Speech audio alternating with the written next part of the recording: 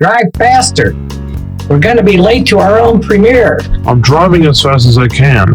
Well, then drive faster. We made it. I have to admit it, I'm nervous. Hopefully, they'll like it. They will.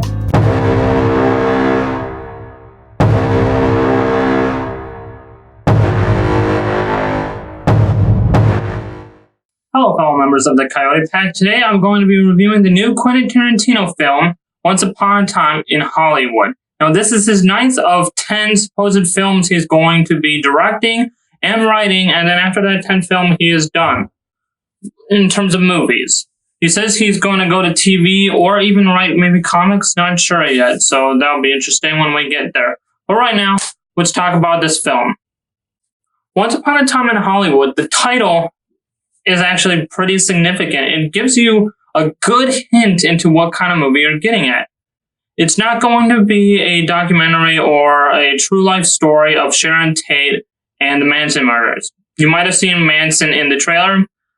Spoiler alert, he's not in much of the movie, okay?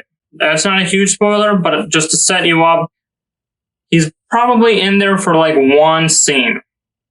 So going in, know that.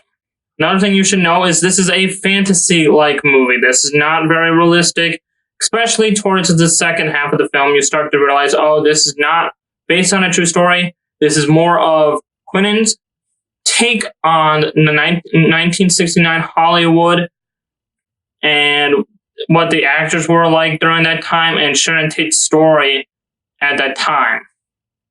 If you've seen other films by him, like Inglourious Basterds, you'll know that he likes to take history and twist it.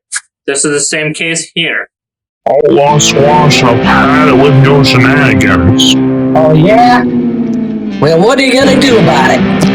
I'm going to kick you out of town. Quit horsing around, Sheriff. You know you don't have the power to kick the likes of me out of this town of yours. Did someone say horse? Wow, if you ain't gonna choose the easy route, I guess we gotta go about it the hard way. I reckon so. I really liked the movie, but I will say that I think it's a tad bit too long. Quentin's one of those directors who, you know, it's amazing that he's able to make the movies he wants to make the way he wants to make them, but he's also an artist, and sometimes artists go overboard with their art. And in this case, I think he went a little bit overboard. I think it's a little bit, 30 minutes too long. There are certain scenes especially that I do think should have been taken out of the movie. And then there are storylines or like story threads and scenes that should have been elaborated on more. I thought Brad Pitt and Leonardo DiCaprio were fantastic. Of course they were going to be. Of course Margot Robbie was fantastic as Sharon Tate. I will say, though, that she wasn't given much to do. And I wish there was more to Sharon Tate's role in the overall film. I'll say if you looked at the scale was leaning way more towards Leo and Brad Pitt's character than her character. In my opinion, if you're going to have a film that focuses on 3 different characters, their storylines should be somewhere along the same length. Their time on screen should be around the same length. And in this case, theirs is way more than hers. When it comes to question, at least to me, if she was going to have such little screen time, then why have her in the movie at all?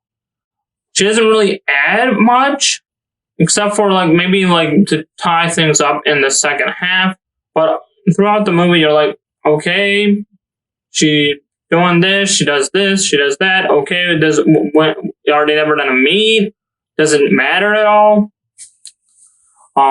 She never meets.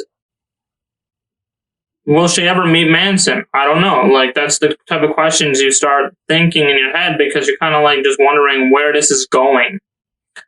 And I wish I didn't have that thought when watching Margot Robbie give such a great performance as Sharon Tate. But I will say my favorite actor out of all of them was Brad Pitt. Brad Pitt crushed it. This is one of his best performances yet.